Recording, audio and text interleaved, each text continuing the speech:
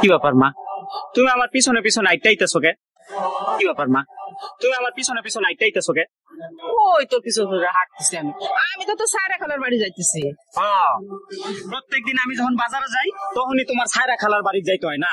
আমার মনে হয় তুই ভুল দেখছিস। এই যে আবার মিছা কথাটা কইলা।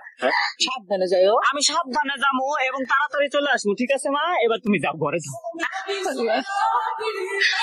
তুমি আমার ছেলেটারে সেই সালামতে বাড়ি ফিরে নিয়ে এসো।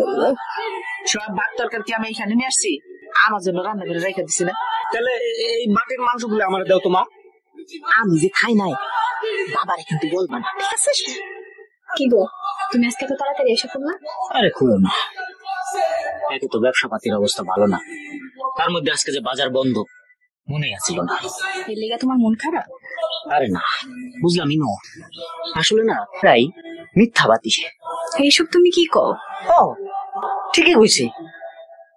ছোটবেলায় যখন খেলতে যাইতাম তখন দূর থেকে আমার মায় আমারে ডাইকা কইতো, কাছে আয়, তোর কিছু কমু না। আর কাছে আইলে দূরে মায়ের দিত, আমার খুব রাগ হইতো। রাখতাম আর ভাবতাম আমার মা তো খুব বড় মিথ্যাবাদী, আমার লোকে মিথ্যা কথা কয়। কিন্তু আস্তে আস্তে যত বড় হইলাম তত বুঝতে পারলাম খালি আমার মা না, দুনিয়ার সব মা মিথ্যাবাদী, সব মায়েরা মিথ্যা কথা কয়। পাতিলে ভাত না থাকলে দুনিয়ার সব মায়েরাই তোমার একই কথা করবো, আমার তো খিদা নাই, বাজার থেকে ফল মিষ্টি এগুলা কিনে আনলে এরা করবো না আমার তো ফল পছন্দ না, মিষ্টি তো আমি খাই না, এগুলো আমি খাই।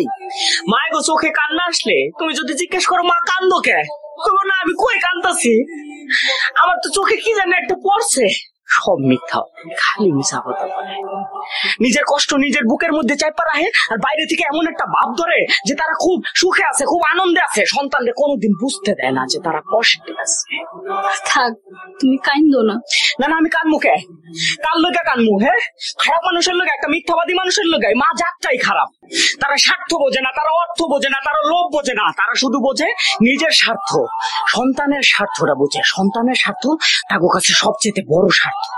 কানবো না, আমি একদম কানবো না। খারাপ মানুষের লোকে কানবো? পৃথিবীর সব মা গুলো খারাপ, মিথ্যাবাদী। আমার মা যেমন মিথ্যাবাদী, পৃথিবীর সব মা মিথ্যাবাদী।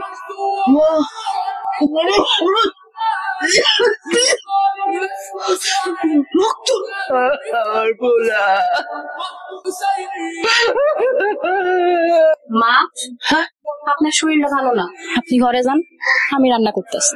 শোনো বউর কথা, আমার আবার শরীর খারাপ করি। কয়েকদিন ধরে দেখতেছি আপনি কাশি আর বুকের ব্যথায় কষ্ট পাইতেছেন। না রে মা, এই যে চুলার কাছে রান্না বান্না করতে আসলে চুলার ধোয়া আছে না, এইটা গলার মধ্যে গিয়া কাশি হয়। এই জন্যই তো কইলাম আমি রান্না করতেছি, আপনি ঘরে যাই একটু জিরান।